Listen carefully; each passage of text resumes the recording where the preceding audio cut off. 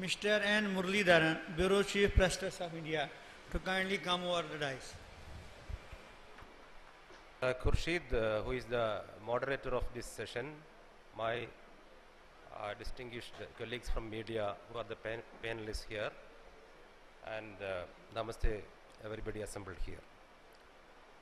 As my previous speaker said, we are much behind schedule, and many of the points I wanted to make have already been made by others, so I wouldn't take much of your time. In fact, I have prepared a brief paper on this subject. I will just read out some of the points from what I have, my thoughts jotted down. Democracy based on universal voting right is considered the best political system that has emerged out of the long quest of human beings to lead a dignified social life. The greatness of modern democracy is that it guarantees fundamental rights to citizens living within various national boundaries. This has been made possible through the mechanism of separation of power. I don't want to elaborate on this because that point has already been made by inaugural speaker, Mr. Radhakrishnan. This arrangement is all fine in theory. This arrangement of democracy sounds all fine in theory and of course to a great extent in practice as well.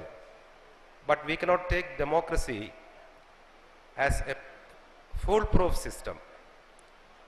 A weakness of democracy is that political practitioners, both parties and persons, could manipulate the system for their selfish advantages. This has happened even in most advanced democracies. This, I think, is the greatest handicap of democracy, even in India, despite the Indians being democratically inclined people. Of course, when democracy weakens, the first casualty is fundamental rights it guarantees to the people. It could be due to this realization that all advanced democracies, despite their well worked out frameworks, have institutionalized mechanisms to protect human rights. And this realization could have prompted the United Nations to adopt the Universal Declaration of the Human Rights at its Paris Convention in 1948. As Mr. Radhakrishnan and James said, in our country, our ancient and medieval history, when we search, our record is, I don't think it is quite bright as far as human rights are concerned. Because of the rigid caste system and other kind of oppressive, obsolete practices that prevailed in society, for long centuries, the rights, fundamental rights, human rights of large sections of people have been suppressed. And it was during our national movement, reform movement, and followed by the national movement and the freedom struggle, that the concern for freedom and for human rights was resurrected and brought to the center stage of our campaign.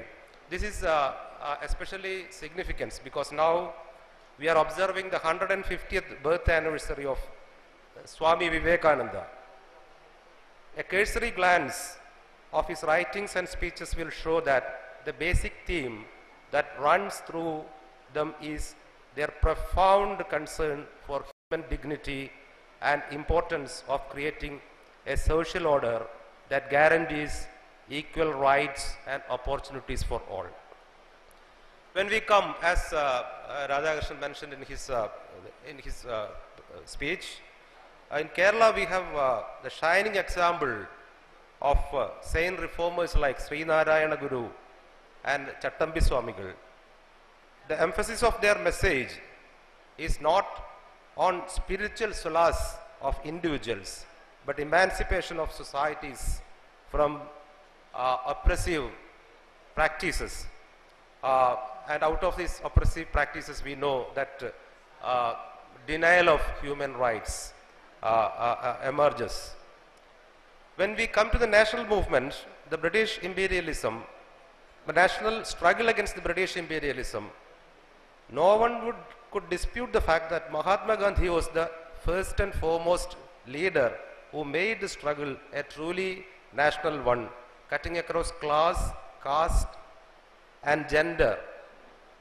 Gandhi against has again and again has stressed on human rights, not by words alone, but by his personal example. And also it is worth to remember that Gandhiji was a crusading journalist himself. We all know that his publications like Young India, Harijan and Navjivan, much of its columns were not devoted to spreading his political messages, but his ideas about how the society could be reformed by guaranteeing the fundamental rights, human dignity and human rights of the marginalized people. And another point which I wanted to make have already been sufficiently made by my previous speakers, that the role of media in protecting and safeguarding human rights and creating awareness about it. One important function of media is to be the voice of voiceless. Our Indian society, that point I have already made, media now is in the process of a tremendous transition. With the advent of satellite television, media have grown from a mere purveyor of facts. Earlier, much of the duty of the media was considered just to bring facts, bare facts to the readers, when there was only print medium was in existence. Media now not only report but also analyze and comment. This is a positive development, no doubt. But the question is whether all the media are doing this, carrying out this duty in a serious and sincere manner. I will just cite an example, a point recently made by the chairman of the Press Council of India, Justice Markandeya Kadju.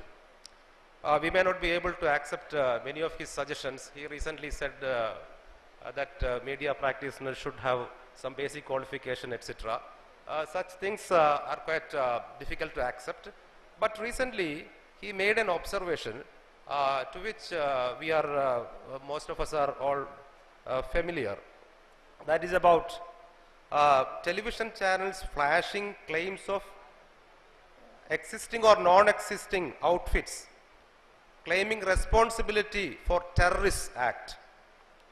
Whenever such things happen, you might have seen when there was recently there was an explosion in Hyderabad, and the television channels were showing the visuals of it, and suddenly scrolls are running at the bottom of the screen saying that such and such an organization have been has made the claim for triggering this act. Often this is not done without proper verification, and as Justice Kadju pointed out, this is not only misreporting and misleading, but could create even communal ill will. In such cases, I think media could wait for some more time to get authentic, definitive information instead of running to town with half-baked claim, half-baked information or baseless claims made by anonymous people. Similarly, as Mr. James mentioned, invasion into people's privacy is a matter of matter of real concern. On the ground that reporters enjoy certain privileges, reporters here I mean journalists, media practitioners in general, in pursuing their profession, a wrong notion has gained ground that they could resort to any unethical practice to achieve these goals. Earlier, I may be a journalist representing a previous generation. When we entered the profession, our seniors said there are certain tenets by which you are supposed to go by while you advance in your profession. But these days, it is very difficult to, is unfortunate or painful to a person like me to see that such criteria are often given a go by the new generation journalists.